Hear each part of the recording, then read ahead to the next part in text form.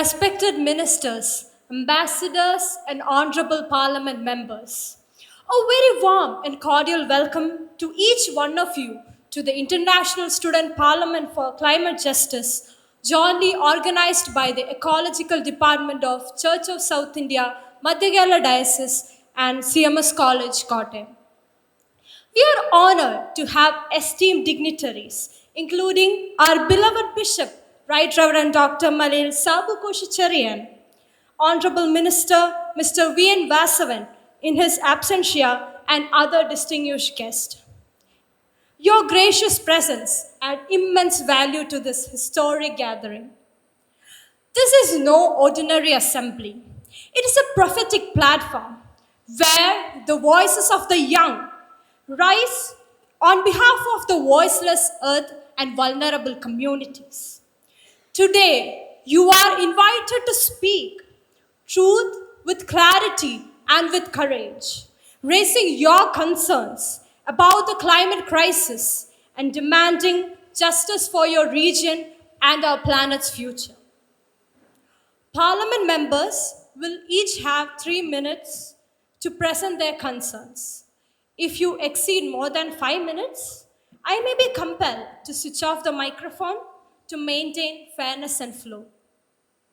Ministers will be given 1 minute to respond immediately after the parliament member from that region finishes.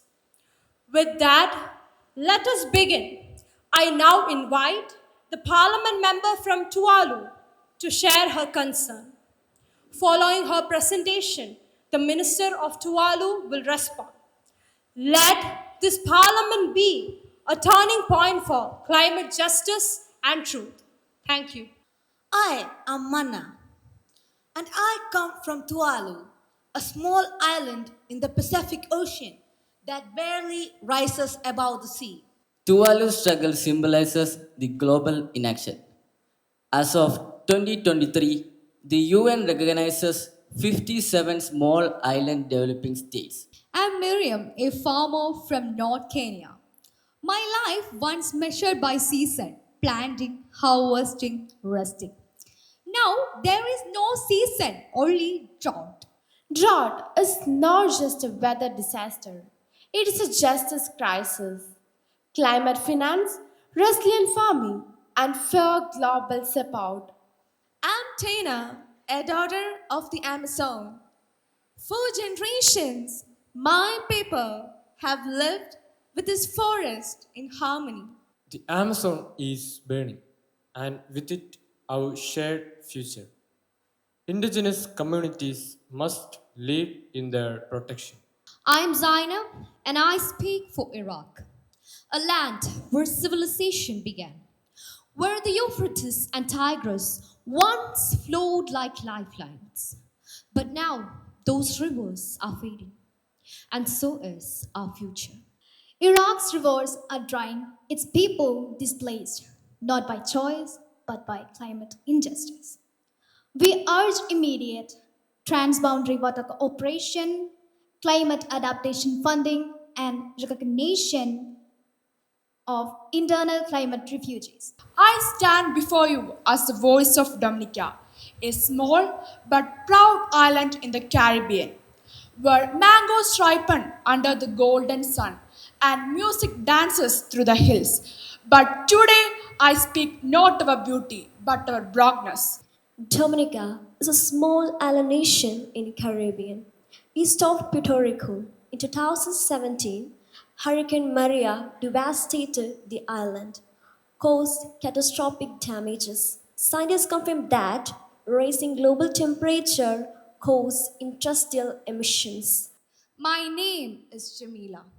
I come from a small village that once sat peacefully along the banks of the Padma River. My childhood was filled with green fields, gentle rains, and the rhythm of life shaped by the river. Bangladesh is a low-lying geologic country in South Asia. Bangladesh is one of the world's most climate vulnerable country. My name is Lala. I'm come from southern Madagascar.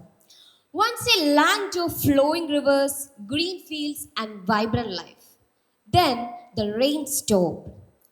What began as one dry year became many.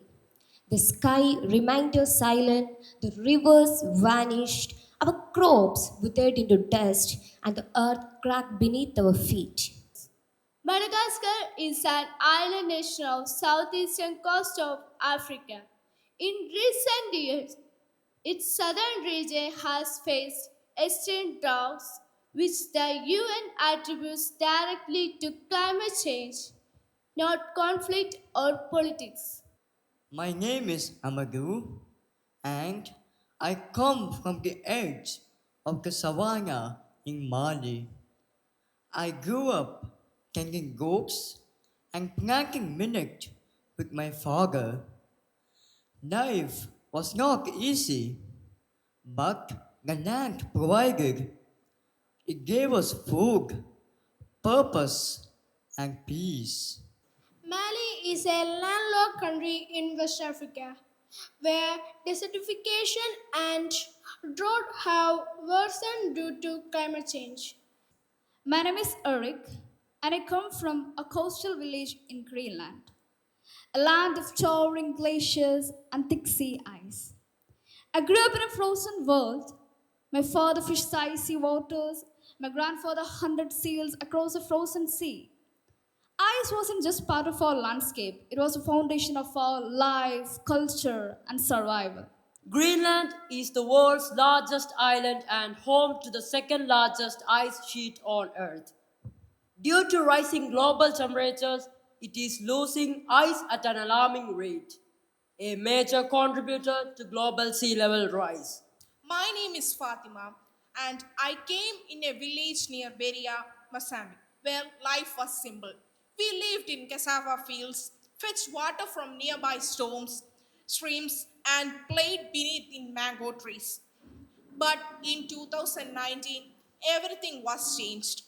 Mozambique is located on Africa's southeastern coast, is highly vulnerable to climate related disasters. In March 2019, Cyclone Idai became one of the deadliest storms in southern hemisphere history. My name is Jack, and I'm from New South Wales, Australia, which is a land of open skies where summers are scented with the eucalyptus and memories shaped by the beauty of the Great Barrier Reef. But in 2019, everything changed. That summer, fires swept across Australia. Not ordinary bushfires, but monstrous infernos. Australia, a developed country, faces severe climate impacts. The 2019-20 bushfire season burned over 24 million hectares, and rising sea temperatures have caused widespread coral bleaching in the Great Barrier Reef. My name is Sophia. I come from Northern California, a place once known for its cool forests, pine scented summers, and clear mountain lakes. But in 2020, everything changed. In the western United States, California has faced record breaking wildfires and droughts, linked directly to climate change. As a developed country, the US has historically contributed significantly to global carbon emission. My name is Elena, and I come from a small village in Greece surrounded by olive trees, the songs of cicadas, and stories passed down through generations. Summers once brought joy. Now they bring fear. In recent years, the heat has become unbearable, rising above 45 degrees. Your story reminds us that even developed nations are now climate victims. The crisis is universal, but its roots lie in an unjust global system. I am Noah. I am 10 years old. I live in a village in Alaska where my family has lived for thousands of years. But now the ground beneath us is changing. Your village in Alaska, through part of the United States, represent indigenous community who contribute least to climate change, yet suffer the most. As Arctic permafrost melt, we must prioritize relocation aid, invest in resilient infrastructure, and uphold climate justice. I am Amina from a small village at the edge of Sundarbans in West Bengal. I once read the tides like a prayer. Today, those prayers are drowned. Since Cyclone Ayla in 2009, everything has changed. Our house collapsed, the fields turned white with salt, the mangroves, our green guardians, are dying. Each year, embankments grow weaker and the floods become more cruel. Climate displacement is a justice issue. We urge developed nations to act, strengthening embankments, restoring ecosystems, and supporting vulnerable communities that bear the burden of crisis they didn't cause. I am Shaji, a fisherman from Kerala. My family lived with the sea as a companion, provider, and mother for generations. But today, our mother weeps. Rising tides have eaten away our shores. My home, where my children once laughed and played, was washed away. Salt water has crept into our wells. Coconut trees have toppled, once safely moored. Our boats now drift helplessly between broken seawalls and surging waves. Your testimony is a painful reminder that climate change is a justice issue. Coastal communities like yours are innocent victims of a broken global system. We urge developed countries to acknowledge their role and act with urgency to just support adaptation and protect lives on the front line of climate crisis. My name is Daniel, and I grew up in British Columbia. Summers they're meant to be cool breezes, lakeside evenings, and sleeping with open windows. We never needed air conditioning, but in 2021, everything changed. A deeply heat wave swept across our province. Temperature soared to 49.6 degrees Celsius, hotter than Las Vegas or Dubai. Canada, one of the world's wealthiest nations, experienced a record breaking and deadly heat wave in 2021. The event was scientifically linked to human induced climate change. The Lytton fire and related deaths show that climate impacts are intensifying everywhere. And esteemed delegates, we acknowledge that climate change is indeed a global concern that affects us all. Developed and developing nations alike have been facing unprecedented ecological challenges. In fact, America herself is no stranger to wildfires, storms, and floods that threaten her people and infrastructure. I speak today on behalf of India and other developing nations who suffer deeply from a climate crisis we do not cause. Between 1990 and 2016, India lost 235 square kilometers of land to coastal erosion, sea level rise, and natural disasters. As chaplain to this parliament, I bring you greetings from Bhutan, a nation known not for its economic might, but for its commitment to gross national happiness. Honorable delegates, it is an honor and profound responsibility to stand before you today at this extraordinary international conclave. An assembly of young voices that is not raised on protest alone, but in prophetic urgency just ahead of Conference of Parties 30. With deep conviction and collective hope, we now present the recommendations of this International Student Parliament for Climate Justice. An urgent moral appeal to world leaders as they prepare for Conference of Parties 30. These are not just suggestions. These are demands for justice, sustainable future, and equity. First, climate change is more than just global warming. We affirm that climate change is not merely an economic or environment crisis. It is more of a spiritual crisis and a justice issue that calls for deep introspection and moral responsibilities. Second, call to developed countries. Developed nations have reached the top of the height largely by promoting industries and lifestyles based on fossil fuel consumption. Because of this greed, this model has caused 75% damage to the atmosphere. We urge these countries to end the current development paradigm based on fossil fuels, transfer clean, non polluting technologies to developing countries as a sincere act of repentance and climate justice. Third, support for developing countries. Countries like India are still struggling to meet their basic needs. There are so many rural areas which lack electricity.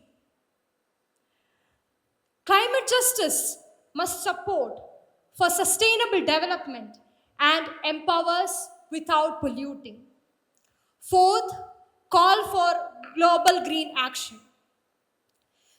We welcome all countries must transition to renewable energy sources and adhere to green protocols. We urge churches worldwide to divest from fossil fuel based projects and instead invest in sustainable alternatives. Fifth, support for international agreements. We call upon all developed countries to cooperate fully with the United Nations Conference of Parties negotiations and honor commitments made to reduce global temperature rise and carbon emission. Sixth, protection for forest and wildlife. Forests are sacred ecosystem. They are not the place for human expansion or tourism. All invasions of forest lands must be halted. Resorts and other climatic commercial activities within the forest should be banned. People forcibly relocated to the forest areas or slums must be resettled in safe and dignified environment to prevent human wildlife conflict and support forest regeneration. Seventh, a new ethical vision for creation. We affirm that all of creation, humans, trees, rivers, mountains, everything have an intrinsic value and a God-given purpose. We reject anthropocentric worldviews and propose a creation-centered ethic where all beings are mutual custodians of life. We speak not only of human rights, but of the rights of all creation. We believe that true peace on earth will only exist when all God's creations are free to live and fulfill their divine purpose. This student parliament requests the world leaders to refrain from speeches, take bold steps in mitigation and adaptation, also for a carbon free new economic order. Let this begin a new world built on justice, truth, and economic harmony.